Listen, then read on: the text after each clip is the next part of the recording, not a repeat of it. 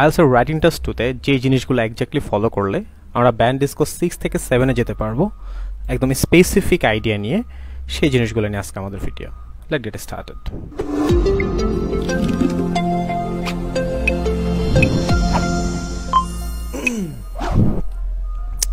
So আমাদের অনেকেরই হয়তো লেভেলটা 6 এর কাছাকাছি আছে এবং আমরা আমাদের স্কোরটাকে 7 এ নিয়ে যেতে চাই। আগে বলে রাখছি it's about writing task 2। So আপনি যদি জিটি হয়ে থাকেন অবশ্যই আপনার জন্য ভিডিও, আপনি যদি একাডেমিক হয়ে থাকেন তাহলেও ভিডিওটা আপনার জন্য, কারণ writing task 2 is same for both.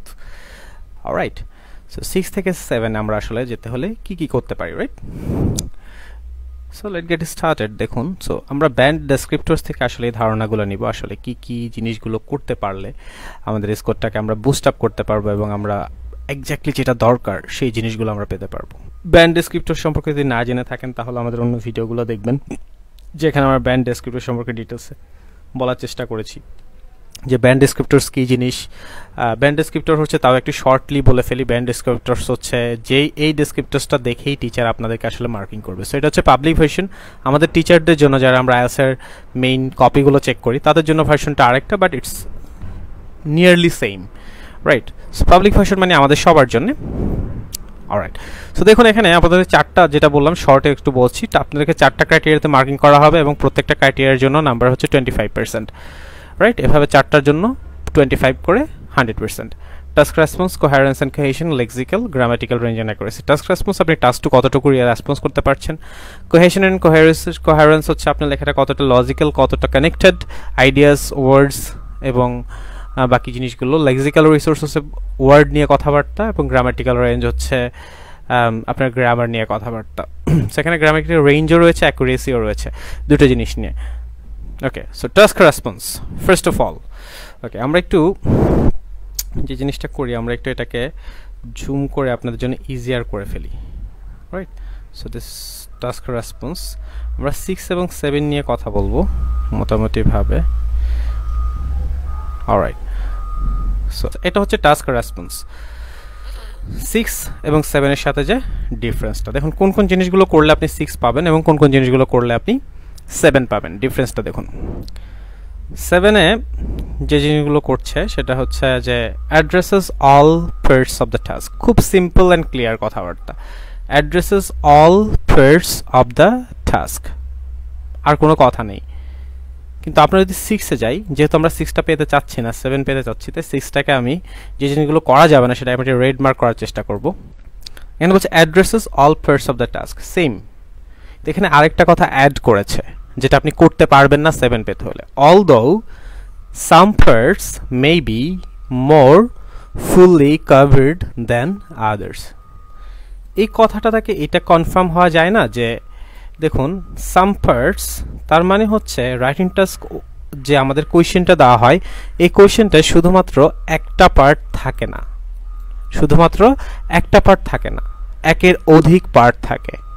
আপনাকে সেটা খুঁজে বের করতে হবে। আপনি যদি সেটা খুঁজে না বের করেন, আপনি যদি সেটা খুঁজে বের করার মতো স্কিল আপনি যদি ডেভেলপ না করেন, যেটা আমরা আমাদের স্টুডেন্টদেরকে শিখিয়ে থাকি, সেটা যদি আপনি ডেভেলপ না করেন তাহলে কিন্তু আপনি একটা পার্ট থেকে আরেকটা পার্ট কভার করার চান্সেস আপনার অনেক বেশি। অলরাইট, সো আপনি যদি প্রত্যেকটা পার্ট ক্লিয়ারলি আপনাকে প্রপারলি সেম রেঞ্জে সেম ওয়েতে আপনাকে কভার করতে হবে, অ্যাড্রেস করতে হবে, addresses all parts of the task. Alright, next পয়েন্টে আমরা চলে যাই। নেক্সট পয়েন্টটা বলছে presents a clear position throughout the response. দেখুন এখানে বলছে presents a clear position, clear, আর পজিশনটা একদম ক্লিয়ার হতে হবে, হ্যাঁ, যাতে টিচার প্রপারলি বুঝতে পারে। সবসময় মনে রাখবেন, আপনি যখন লিখছেন রাইটিংটা, you are not writing for yourself. আপনি কার জন্য লিখছেন? You are writing for the reader, মানে আপনি আপনার টিচারের জন্য লিখছেন, যিনি আপনার কপিটা চেক করবেন। সেখানে বলছে প্রেজেন্টস এ রেলেভেন্ট পজিশন। এক জায়গায় বলছে ক্লিয়ার পজিশন, আরেক জায়গায় বলছে কি রেলেভেন্ট পজিশন। সো রেলেভেন্ট এবং ক্লিয়ার কিন্তু এক জিনিস নয়, তাই না? আরেকটা কথা বলছে although the conclusions may become unclear or repetitive. এখানে কনক্লুশন নিয়ে একটা কথা বলেই দিচ্ছে। So conclusion is very important. কনক্লুশনটা হচ্ছে ভেরি ইম্পর্টেন্ট। সো কনক্লুশনকে আমি আরেকটা কালার মার্ক করব। Conclusion may become unclear or repetitive, কারণ কনক্লুশন নিয়ে আলাদা করে কথা বলেছে, এখানে কিন্তু কনক্লুশন নিয়ে আলাদা করে কোনো কথা বলেনি। তার মানে আপনার যদি কনক্লুশন আপনার রেলেভেন্ট হলো না, ক্লিয়ার হলো, বাট আপনার যদি কনক্লুশন আনক্লিয়ার হয় অথবা রিপিটেটিভ হয়, তাহলেও কিন্তু আপনি 7 পাবেন না। এটা খেয়াল করতে হবে। সে কনক্লুশন আনক্লিয়ারও থাকা যাবে না, রিপিটেটিভও থাকা যাবে না। এবার খেয়াল করুন পরেরটা, এখানে কি বলছে, প্রেজেন্টস আর relevant main ideas. Main ideas নিয়ে কথাবার্তা বলছে, তাই না? সো এখানে আমরা মেইন আইডিয়াসটা খুঁজে পেয়েছি। মেইন আইডিয়াসটা এখানেও আছে। সো এখানে বলছে যে আপনাকে মেইন আইডিয়াসটা প্রেজেন্ট করতে বলছে, কিন্তু এখানে মেইন আইডিয়াস নিয়ে অনেকগুলো কাজ করতে বলছে। খেয়াল করুন কি কি কাজ করতে বলছে। এখানে মেইন আইডিয়াসটাকে প্রথমে বলছে যে প্রেজেন্ট করতে হবে, এখানেও প্রেজেন্ট করতে বলছে, কিন্তু দেখুন এখানে বলছে এক্সটেন্ড করতে বলছে, এখানে এক্সটেন্ড করার কথা বলেনি। এখানে সাপোর্ট করতে বলেছে, এখানে সাপোর্ট করার কথাও বলেনি। তার মানে যে জিনিসগুলো 7-এ আছে বাট 6-এ নেই, these are the most important fact. Extend করা এবং সাপোর্ট করা ভেরি ইম্পর্ট্যান্ট। এই এক্সটেন্ড এবং সাপোর্টের কথা 6-এ বলেনি। তার মানে যদি আপনি প্রপারলি এক্সটেন্ড না করতে পারেন, সাপোর্ট না করতে পারেন, তাহলে আপনার জন্য 7 পাওয়াটা কঠিন হয়ে যাবে। এবং এখানে প্রেজেন্ট, এই যে প্রেজেন্টস, আপনি এখন এক্সটেন্ড এবং সাপোর্টটা যদি বাদ দিয়ে দেন তাহলে কি হচ্ছে, প্রেজেন্টস মেইন আইডিয়াস, এই কথাটা বলছে। আর এখানে বলছে প্রেজেন্টস রেলেভেন্ট মেইন আইডিয়াস, তার মানে রেলেভেন্ট, এখানে রেলেভেন্ট করতে অনেক বেশি বলছে, তাই না? মানে আপনার কথাটা 6 মানে হচ্ছে কি, আপনার মেইন আইডিয়াটা খুব একটা ক্লিয়ার না, রেলেভেন্ট হয়েছে বাট যেটা চাচ্ছে এক্স্যাক্টলি আপনি সেটা দিতে পারছেন না। রেলেভেন্ট মানে ইটস নট এক্স্যাক্ট। রেলেভেন্ট মানে কি, ইটস নট এক্স্যাক্ট, এক্স্যাক্ট নয়। আরেকটা কথা বলছে, but some may be inadequately developed, সঠিকভাবে ডেভেলপ করেনি। আচ্ছা, এখানে আরেকটা বলছে যে আপনি মেইন আইডিয়াটা প্রেজেন্ট করেছেন, এক্সটেন্ড করেন, সাপোর্ট করেছেন, but there may be tendency to over generalise করছেন। সো এই যে বাট, এটা হচ্ছে যে এটা আপনি 7 পাওয়ার জন্য করতে পারবেন, বাট 7-এর বেশি পাওয়ার জন্য এটা আবার করতে পারবেন। আমাদের আরেকটা ভিডিও আছে যেটা হচ্ছে যে আপনি কিভাবে 7 থেকে 8-এ বুস্ট করতে পারবেন, কোন জিনিসগুলো করা যাবে না। You can check that out. Okay, তাহলে এখানে আমরা টাস্ক রেসপন্সটাকে আমরা আবার একটু কথা বলি, মানে জাস্ট একটা রিভিউ দিয়ে ফেলি, তাহলে আপনার জন্য একদমই ক্লিয়ার হয়ে যাবে। তো খেয়াল করুন টাস্ক রেসপন্স আমরা কোন কোন জিনিসগুলো করতে পারবো, কোন কোন জিনিসগুলো করতে পারবো না, সেটা নিয়ে একটু কথাটা বলে ফেলি। খেয়াল করুন, ফার্স্ট অফ অল প্রত্যেকটা পার্ট অ্যাড্রেস করতে হবে, বাট একটা পার্ট থেকে আরেকটা পার্ট বেশি মোর ফুললি কভার্ড হওয়া যাবে না, সেম পরিমাণ অ্যাড্রেস করতে হবে। একটা পার্ট বেশি অ্যাড্রেস করলেন, একটা পার্ট কম অ্যাড্রেস করলেন, হবে না। বাট বিফোর দ্যাট আপনাকে অবশ্যই অ্যাড্রেস করা শিখতে হবে, রাইট? যদি আপনি না পারেন তাহলে you can join our class, alright. Then প্রেজেন্সে ক্লিয়ার পজিশন, আপনার পজিশনটা ক্লিয়ার থাকতে হবে, ক্লিয়ার থাকতে হবে। আর এখানে বলছে রেলেভেন্ট থাকতে হবে, হুইচ ইজ টোটালি ডিফারেন্ট। একটা জায়গায় বলছে ক্লিয়ার থাকতে হবে, আর একটা জায়গায় বলছে রেলেভেন্ট থাকতে হবে, তাই না? Relevant, alright. এবং আপনার কনক্লুশনটা খুব ইম্পর্টেন্ট, কনক্লুশনের কথা মাথায় রাখবেন। কনক্লুশনটা খুব ইম্পর্টেন্ট, যখন আপনি লিখবেন কনক্লুশনটা আনক্লিয়ারও থাকা যাবে না এবং রিপিটেটিভও হওয়া যাবে না, রাইট? ক্লিয়ার কনক্লুশন লেখা শিখতে হবে, রাইট? যেটা আমাদের স্টুডেন্টকে শিখিয়ে রাখি যে তারা কিভাবে যে কোনো রাইটিং টেস্ট তারা কিভাবে ক্লিয়ার কনক্লুশন তারা লিখতে পারবে, এই জিনিসটা খেয়াল রাখতে হবে। মেইন আইডিয়াটা খুবই গুরুত্বপূর্ণ, এটা 6 পাওয়ার জন্য মেইন আইডিয়া লিখতে হবে, 7 পাওয়ার জন্য মেইন আইডিয়া লিখতে হবে, প্রেজেন্ট করতে হবে। বাট আপনি যদি মেইন আইডিয়াটাকে প্রপারলি এক্সটেন্ড না করতে পারেন, সাপোর্ট না করতে পারেন, then it will be tough for you to get 7। এখন আপনার মেইন আইডিয়া যদি আপনি দেখেন যে এখন আপনি মনে করছেন যে আপনি তো সাপোর্টিং আইডিয়া দিচ্ছেন, আসলে সেটা সাপোর্টিং আইডিয়া হচ্ছে না, সেটা আপনি ডেভেলপ করছেন, কিন্তু ডেভেলপটা ইনঅ্যাডিকুয়েট হচ্ছে, প্রপার হচ্ছে না। সেটা সাপোর্টিং আইডিয়া বা এক্সটেন্ডিং আইডিয়া না হয়ে সেটা জাস্ট ডেভেলপ হয়ে যাচ্ছে। আচ্ছা, সো এটা হচ্ছে আপনার টাস্ক রেসপন্স। এরপরে আমরা চলে যাব কোহেরেন্স। এখন আমরা যেটা করছি এটা হচ্ছে coherence and cohesion, co.co। So coherence and cohesion হচ্ছে এখন 6 এবং 7-এর সাথে ডিফারেন্সটা একটু খেয়াল করুন। কোহেরেন্স এবং কোহেশনের সবচেয়ে প্রথমে কথা হচ্ছে আপনার কোহেশন এবং কোহেরেন্স সম্পর্কে জানেন কিনা। আমরা এটা নিয়েও ভিডিও করেছি আপনাদের জন্য, আমরা শুধু যে আপনাদের সবার জন্য ইউটিউবে এই ভিডিওটা আছে যে what is coherence and cohesion, এবং কোহেরেন্স অ্যান্ড কোহেশনটা আসলে কি, এবং কোহেরেন্স অ্যান্ড কোহেশনটা আপনাকে কীভাবে মেনটেন করতে হয়, কোন কোন জিনিসগুলো আসলে কোহেরেন্স অ্যান্ড কোহেশনে তারা চেয়ে থাকেন, এটা নিয়ে একটা ভিডিও আছে। ভিডিওটা আই ডোন্ট নো তারা এখনো লিজন এখনো আপলোড করেছি কিনা, but I did that video, ওরা আমি ওটার শ্যুট করা শেষ, এখন ওটার এডিটটা করা শেষ হয়েছে কিনা আই ডোন্ট নো, বা আপলোড হয়েছে কিনা আই ডোন্ট নো, আপনারা খুঁজে দেখতে পারেন চ্যানেলে, you will get that coherence and cohesion সম্পর্কে প্রপার ধারণাটা পাওয়ার জন্য। বাট আমি একটা সিম্পলি যদি বলি, কোহেরেন্স অ্যান্ড কোহেশন হচ্ছে যে আপনার লেখাটা কতটা লজিক্যাল, একটা ওয়ার্ড যে আপনার লেখাটা কতটা লজিক্যাল, আর হচ্ছে কতটা কানেক্টেড। সো আপনার লেখাটা কতটা লজিক্যাল কি আপনার ওয়ার্ডগুলো, আপনার সেন্টেন্সগুলো, আপনার আইডিয়াগুলো কতটা লজিক্যাল এবং কতটা কানেক্টেড একটার সাথে আরেকটা, এটা আসলে কোহেরেন্স অ্যান্ড কোহেশন। 6 এর জন্য যে জিনিসগুলো বলছে দেখেন, arranges information and ideas coherently and there is a clear overall progression। ডিফারেন্সটা কি, 6 7 এর সাথে logically organizes information and ideas, there is a clear progression throughout। দেখুন একটা ওয়ার্ড, যে ওয়ার্ডটা 7 এ আছে 6 এ সেটাকে আপনাকে মার্ক করতে হবে throughout, যে ওয়ার্ডটা এখানে দানে। throughout বলতে কি বোঝাচ্ছে, আপনার প্রগ্রেশন আছে বাট আপনার প্রগ্রেশনটা পুরোটা জুড়ে নেই, পুরো রাইটিংটা জুড়ে নেই, মাঝে মধ্যে আছে মাঝে মধ্যে নেই, right? So that's the thing, that's the difference, throughout পুরোটা জুড়ে থাকতে হবে। আচ্ছা, uses a range of cohesive device. আচ্ছা, এখানে এই যে রেঞ্জ অফ, এটাকে মার্ক করতে হবে, রেঞ্জ অফ কথাটা এখানে 6 এ দেওয়া নেই, খেয়াল করুন। Uses A cohesive device effectively but cohesion within or between sentence may be faulty or mechanical, এখানে সেটা করা যাবে না। কোহেসিভ ডিভাইস অ্যাপ্রোপ্রিয়েটলি, সো দুইটা জিনিস বলেছে, একটা হচ্ছে range of cohesive device use করতে হবে এবং সেটা অ্যাপ্রোপ্রিয়েট হতে হবে। although there may be under or overuse, দেখেন এক জায়গায় বলছে আপনি অল্প কম ইউজ করতে পারবেন, আর আরেক জায়গায় বলছে আপনি কোহেসিভ ডিভাইস ইউজ করেছেন কিন্তু সেটা ফল্টি। সো একটা হচ্ছে ফল্ট, ভুল করেছেন, একটা হচ্ছে ভুল করা, আর একটা হচ্ছে কম বা বেশি ইউজ করা, ডিফারেন্স আছে না? একটা হচ্ছে ভুল করা, হ্যাঁ, যেটা আপনি 6 এ করতে পারবেন, যে ভুল করতে পারবেন, আর 7 এ বলছে আপনি কম বেশি ইউজ করতে পারবেন, ভুল করলে শেষ। আপনি যদি ভুল করেন, আপনার যদি কোহেসিভ ডিভাইস ইউজ করতে পারেন, আমরা অনেক সময় দেখি আমরা অনেক বেশি কোহেসিভ ডিভাইস ইউজ করছি কিন্তু সেটা অ্যাপ্রোপ্রিয়েট হচ্ছে না।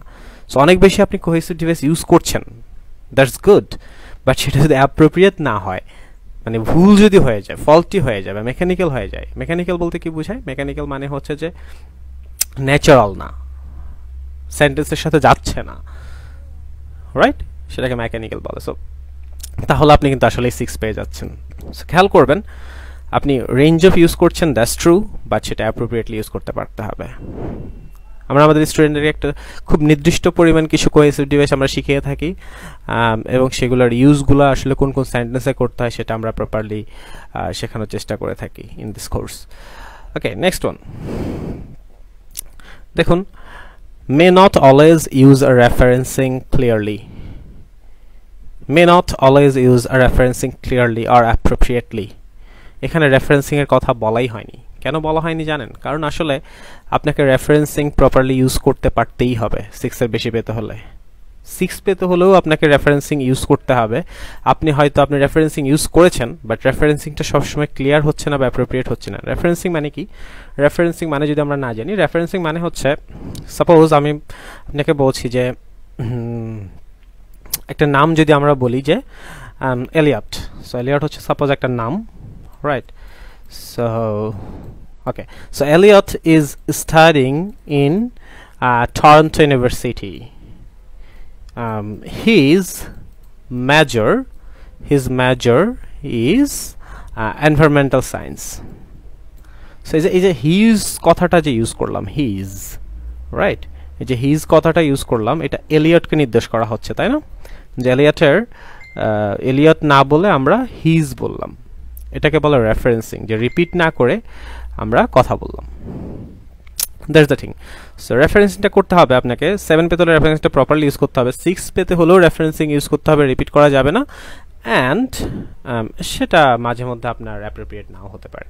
আচ্ছা, আরেকটা কথা বলছে, uses paragraphing but not always logically. Paragraphing বলতে কি, আপনি সঠিক ওয়েতে প্যারাগ্রাফ করছেন, প্যারাগ্রাফগুলোকে ডিভাইড করছেন, হ্যাঁ, প্যারাগ্রাফগুলোকে আপনি প্রপারলি ডিভাইড করছেন, বাট মাঝে মধ্যে লজিক্যালি ডিভাইড করছেন না।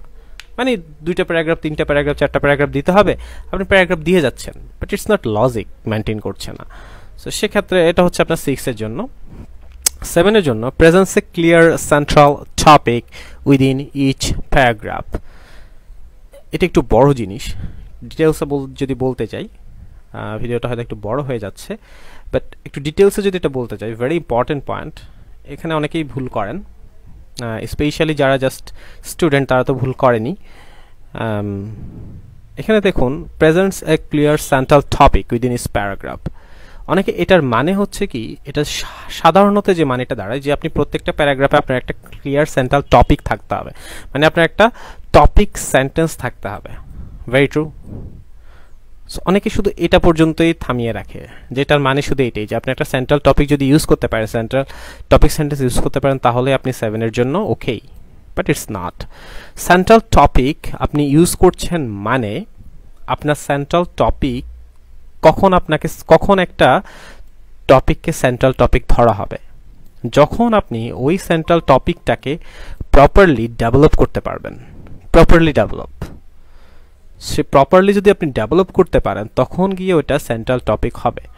যদি আপনি প্রপারলি ডেভেলপ না করতে পারেন তাহলে আপনার সেটা সেন্ট্রাল টপিক হবে না।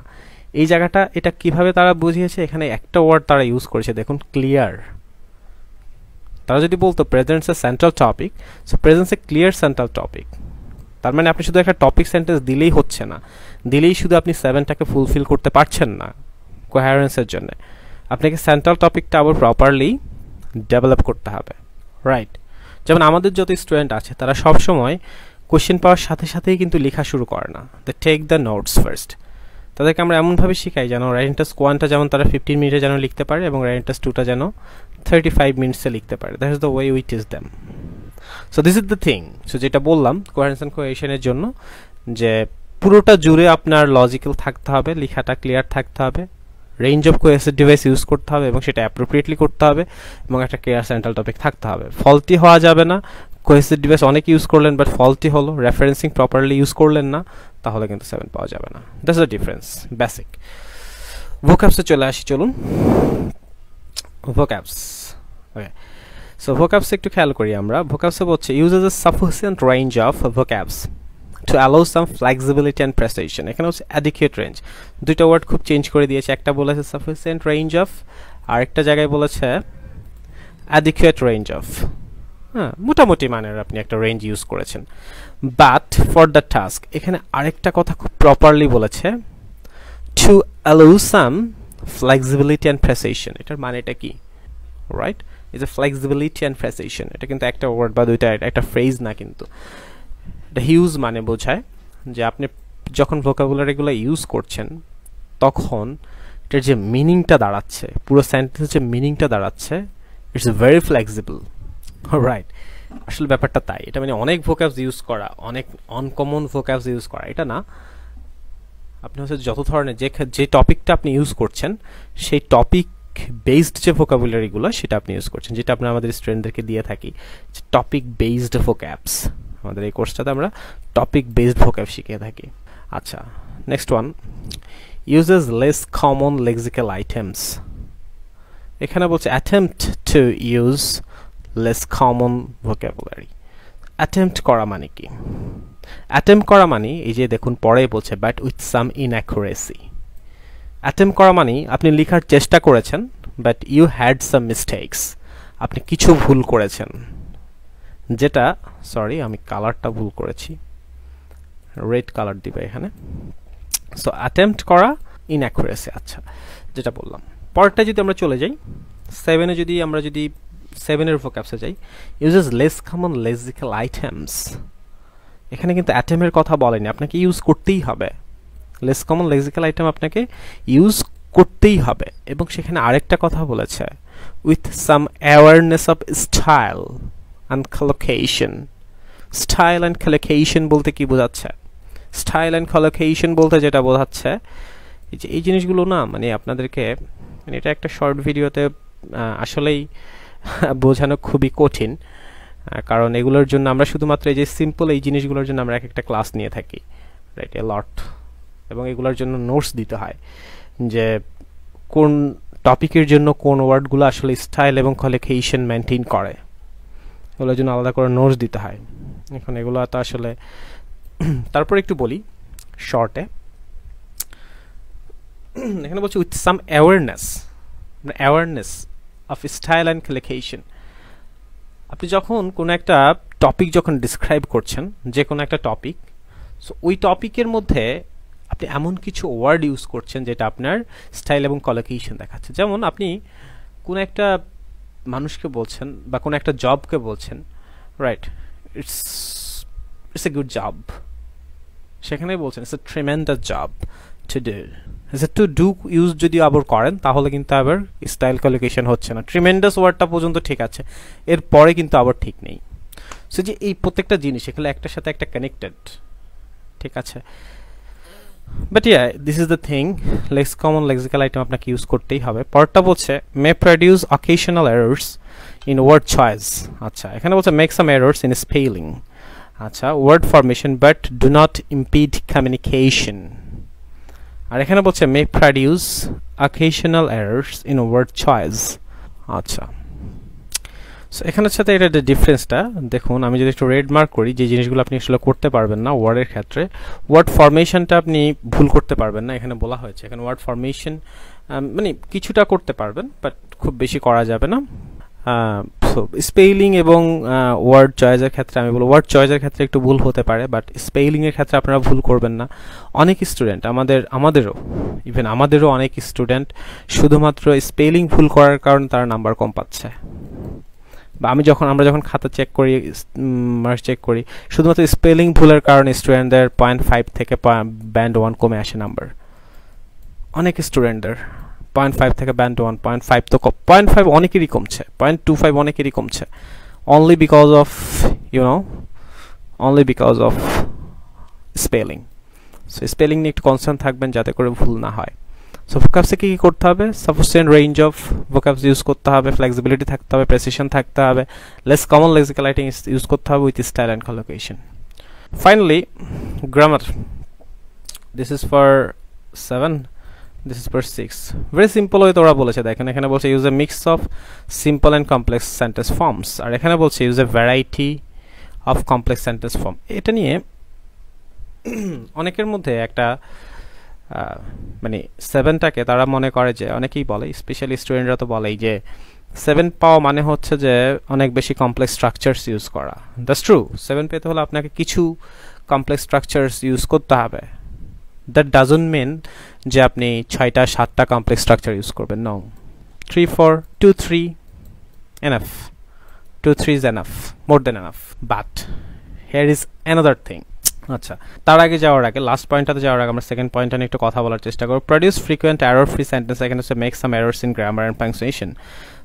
আচ্ছা, এখানে বলছে আপনি গ্রামার এবং পাংচুয়েশনে কিছু ভুল করতে পারেন। পাংচুয়েশন যদি না জানেন, পাংচুয়েশন মানে হচ্ছে যে আমরা যে কমা, ফুল স্টপ, সেমিকোলন এগুলো আমরা ইউজ করি, যে এটাকে পাংচুয়েশন বলে। এটাতে আপনি ভুল করতে পারবেন 6 পেতে চাইলে, but if you want to get 7 then produce frequent error free sentence, মানে আপনার বেশিরভাগ সেন্টেন্সেই, সরি ফর দ্য কালার, আপনার বেশিরভাগ সেন্টেন্সে কোনো ভুল নেই, ফ্রিকোয়েন্ট এরর ফ্রি। আচ্ছা, এখানে বলছে has a good control of grammar, যে এই ব্যাপারটা has a good control of grammar and punctuation. বাটে পড়ে যাচ্ছি, has a good control of grammar, পাংচুয়েশনে পড়ে যায়। গ্রামার নিয়ে কথা বলি আমরা আগে, রাইট? এটার মানে কি? এটার দুইটা জিনিস আছে, দুইটা পয়েন্ট, এটা দুইটা সাব পয়েন্ট আছে, যেটা আমাদেরকে পাবলিক ভার্সন না আমাদেরকে দেওয়া হয় টিচারদেরকে, যে has a good control of grammar বলতে যেটা বোঝানো হচ্ছে, নাম্বার 1 যে আপনার গ্রামাটিক্যাল মিস্টেক খুবই কম। আপনি যে সেন্টেন্সগুলো লিখেছেন বেশিরভাগ সেন্টেন্সে আপনার কোনো গ্রামাটিক্যাল মিস্টেক নেই। আচ্ছা, number 2 good control of grammar মানে কিন্তু এটা নয় যে আপনি বারে বারে সেম স্ট্রাকচারের সেন্টেন্স লিখছেন। গুড কন্ট্রোল অফ গ্রামার মানে হচ্ছে যে আপনি ডিফারেন্ট সেন্টেন্স স্ট্রাকচার লিখছেন, নট অনলি কমপ্লেক্স, বাট আপনি ডিগ্রি ইউজ করছেন, আপনি ভয়েস ইউজ করছেন, transformation of sentence, specially transformation of sentence যাদের দখলটা ভালো, আমরা আমাদের যারা হাই অ্যাচিভার, যারা বেশি অ্যাচিভ করতে চায় 7 or more than that, তাদেরকে কিন্তু আমরা আলাদা করে ট্রান্সফরমেশন সেন্টেন্স শেখানোর চেষ্টা করি।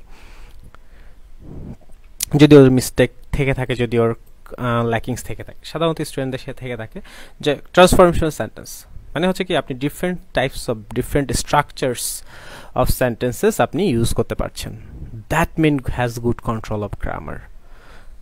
পাংচুয়েশন ওই যে যেটা বললাম ফুল স্টপ থেকে শুরু করে যেগুলো আছে সেমিকোলন এগুলো যাতে আপনি প্রপারলি ইউজ করতে পারেন বাট হচ্ছে যে মে মেক ফিউ এরর্স কিছু এরর আপনি করতে পারেন গ্রামাটিক্যাল আপনি গুড কন্ট্রোলটা কিন্তু দেখাতে হবে আপনি কিছু মিস্টেক করেন but you need to have good control এখন আপনার গুড কন্ট্রোল নেই আপনার এরর আছে কি না আছে ডাজন্ট ম্যাটার আপনি 7 পাবেন না আপনি ডিফারেন্ট টাইপস অফ স্ট্রাকচার যদি ইউজ না করেন বারবার আপনি সেম স্ট্রাকচার ইউজ করছেন no you will not get 7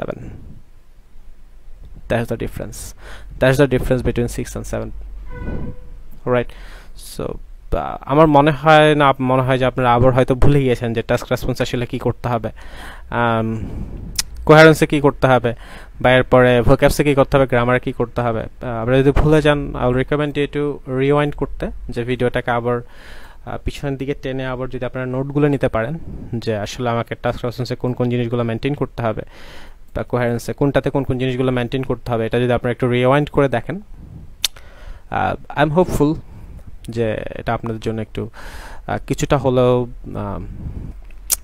assist করবে to get to know about this at least implement করতে পারেন আর না পারেন হ্যাঁ আমাদের সমস্যা হচ্ছে আমরা তো ইমপ্লিমেন্টও পরের ব্যাপার প্রথমত আমাদেরকে জানতে হবে বুঝতে হবে দেখেন এই জিনিসগুলো যদি আপনারা বাসায় বসেই একটু অ্যানালাইসিস করতেন আসলে আপনারা নিজেরাই বুঝতে পারতেন নিজেরাই জানতে পারতেন but we are lazy we will not do that right but you can do it and if you have any more questions আমাদের আরেকটা ভিডিও আছে যে হাউ টু গেট 7 to 8 যে কিভাবে 7 to 8 পাবেন আইদার সেই ভিডিওটা পাবলিশড হয়েছে আর হবে শুটিং করা শেষ ভিডিওটার বাট আই ডোন্ট নো লিজন uploaded it or not but আপনারা অবশ্যই ভিডিওটাও পাবেন ওইটা শুটিং আগে করা হয়েছে so make sure you check that out alright so if you have any questions then you can just comment it down and see you in the next one. Goodbye.